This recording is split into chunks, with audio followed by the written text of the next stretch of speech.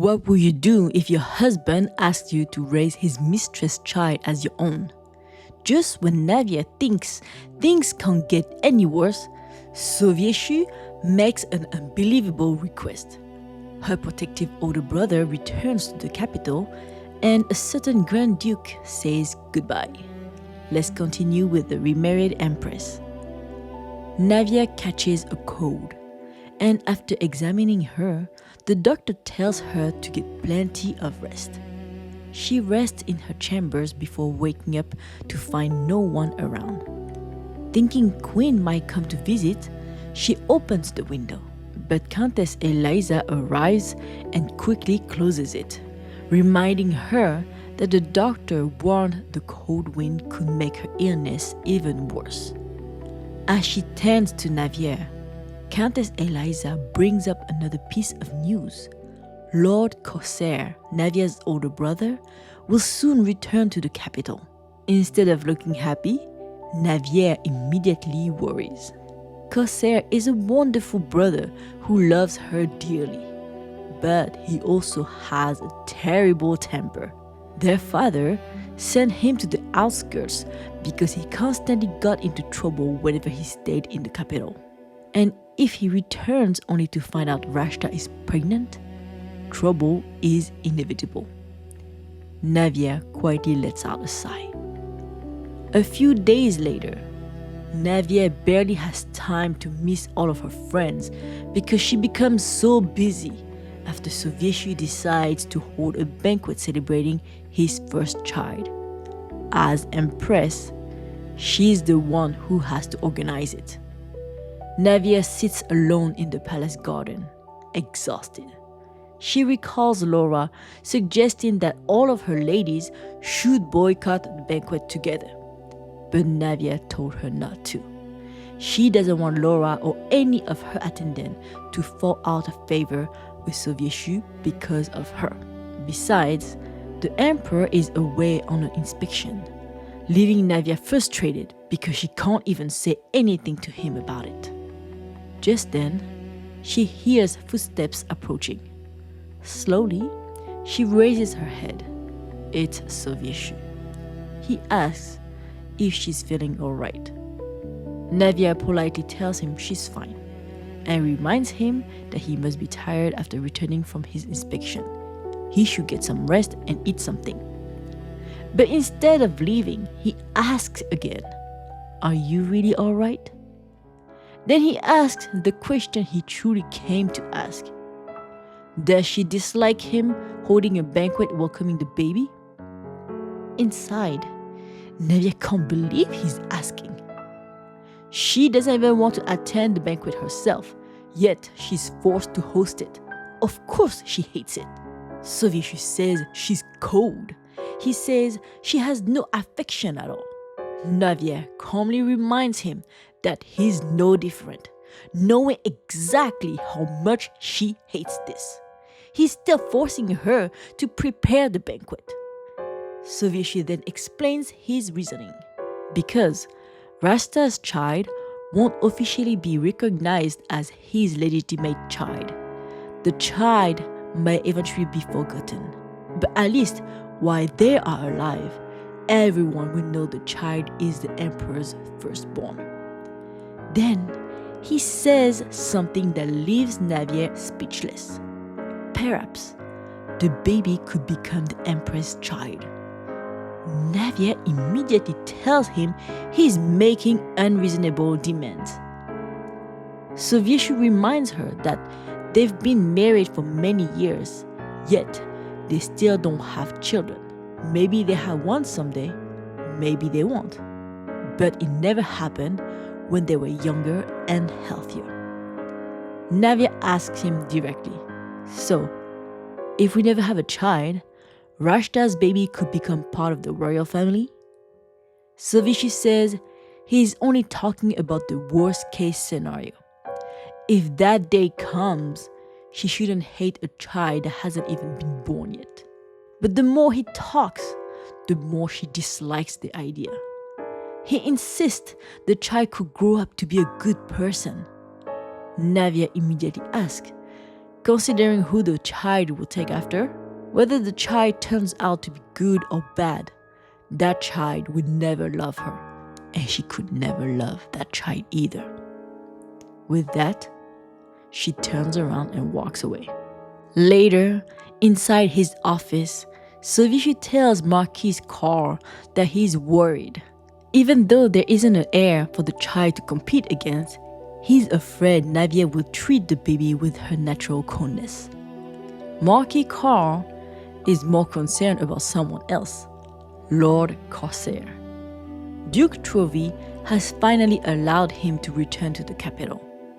Kosair is known for being proud, hot-tempered, and fiercely protective of his younger sister. Even Sovieshu looks slightly uneasy hearing his name. Meanwhile, in the Eastern Empire's commercial district, a blond young man happily walks through the street carrying armfuls of gift boxes. It's Lord Kosair. He's so excited to see his little sister again that he can't stop buying presents for her. But then, he overhears people talking. The Emperor's concubine is pregnant, and before the Empress. Kosair immediately stops walking. The smile disappears from his face. His eyes turn cold, dangerously cold.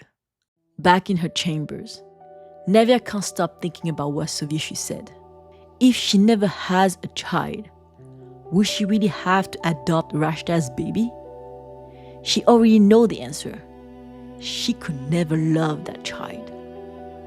Just then, Grand Duke Kaufman comes to see her. The effect of the love potion still haven't worn off. He tells Navier he is leaving the Eastern Empire. Navier immediately worries. What about the trade agreement? What about diplomatic relations? Kaufman gently explains that the Emperor doesn't approve of it. Without Sovieshu's final approval, nothing can move forward. Navier can't hide her disappointment. She worked hard to establish diplomatic relations with Lwipt.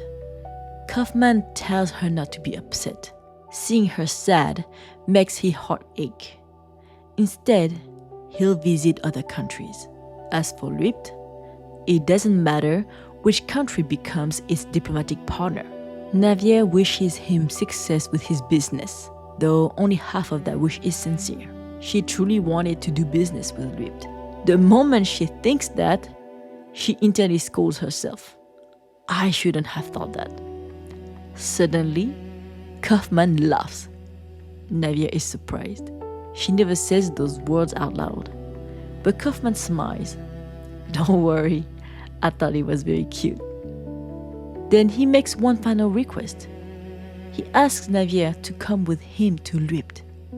If she stays here, she'll only continue suffering. He promises to give her a life free from troubles, a life filled only with wonderful things.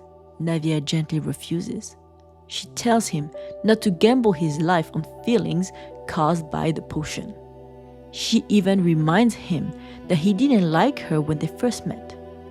But Kaufman shakes his head. He never disliked her.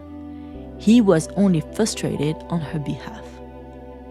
Navier explains that what others see as a burden, she sees as both her dream and her reality.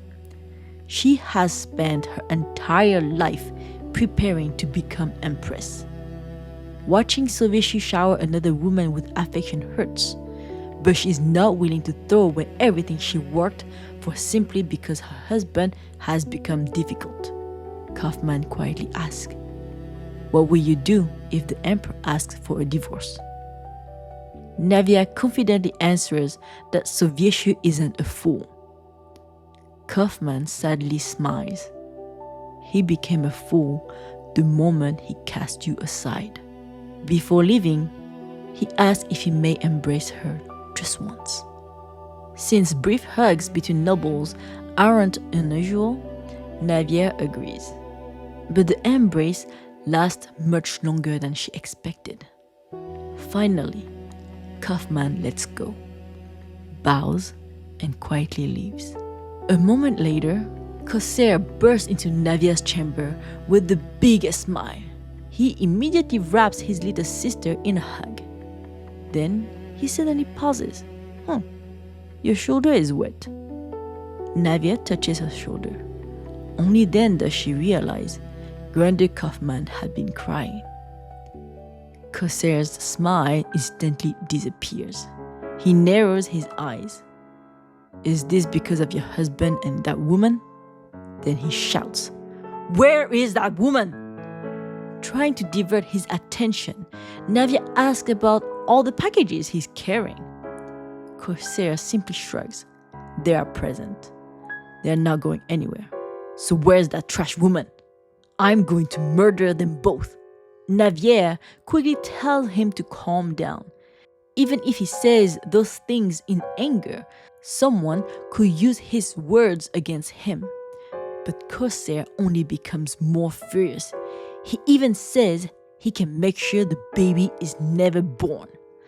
That frightens Navier even more. If he harms the unborn child, the punishment will be far more severe. Desperate to distract him, she asks Countess Eliza to help open the presents. For a brief moment, it works. Kosair proudly watches as his gifts are opened, until his eyes land on the calendar. Banquet in honor of Rashta's pregnancy. His expression darkens again. Why are you organizing this? Navier calmly explains that as Empress, every banquet held in the palace is her responsibility. Kosair clenches his fist. Unable to calm himself, he storms out. Meanwhile, in the Western Kingdom, Heinrey sits beside his older brother's deathbed. The king knows his time is running out. He reminds Heinrey that once he dies, Heinrey will become king, which means he must get married, not for himself, but for the kingdom. He needs a queen who will strengthen the nation. Heinrey quietly asks, "And if there's a woman who is both?" The king smiles. "Perfect. Don't let her go." Then he makes one final request. After he's gone, he wants Heinrey to protect his queen. No matter what anyone says, she must never be disrespected. Heinrey promises. Moments later, the king peacefully closes his eyes. The king of the Western Kingdom passes away. Heinrey lowers his head, unable to hold back his tears, as the entire kingdom mourns the loss of its king. Back in the Eastern Empire, Navier feels trapped.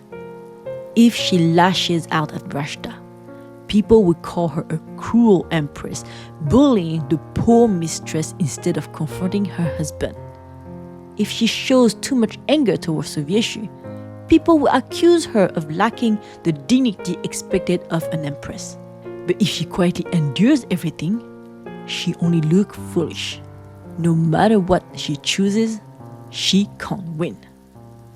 Just then, Countess Eliza arrives with another piece of news. King Walton III of the Western Kingdom has passed away. Navier immediately thinks of Heinrey. As if answering her thoughts, the familiar bluebird lands on her balcony carrying a letter. Heinrey writes that he's thinking of her. He asks if she'll comfort him.